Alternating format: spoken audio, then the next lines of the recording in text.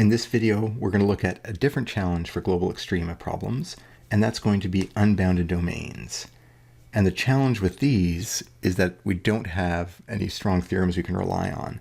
If the domain is not bounded, then showing that we have a global max can actually be very, very difficult, or minimum, same thing. We are going to limit our attention to relatively simple problems, like this one here.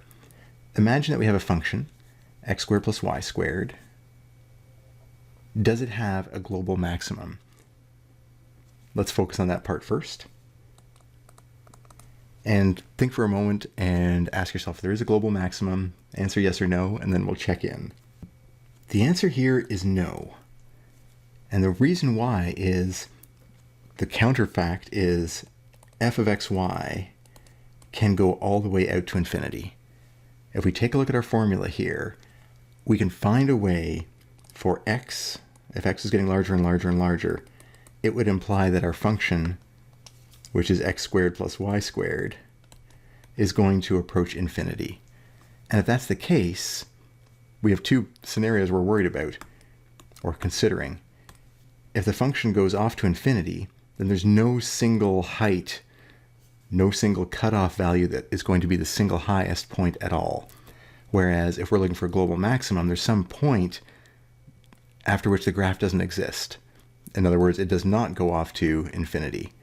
So those are the two contrasting examples we're considering, and our problem falls into this one here. My function goes off towards infinity. There's no stopping point. There's no single point where it'll ever reach a maximum and then come back down. And so there's no global maximums. Now, what about minima? Think about that for a moment. Pause the video and then we'll check in. All right, minima is a different story. Notice x squared plus y squared has the property that it can get smaller and smaller and smaller, but only down to 0. Well, if that's the case, then I can never get below 0, and that points to the point at 0, which would be at the origin, would actually be a single lowest point on the entire function. And we actually know that from the shape of this function.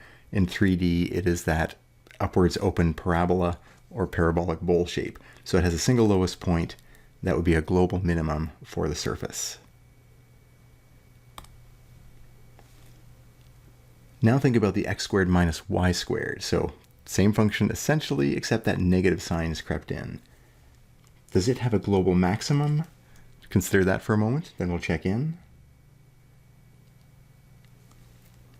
Well, let's consider the same process we did before. If we have our function and we look at this x squared term, it can get bigger and bigger. All we have to do is let x get larger and larger and larger with y constant if we want to be more precise.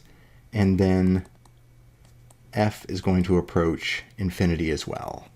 And as soon as we have that, there is no global max point.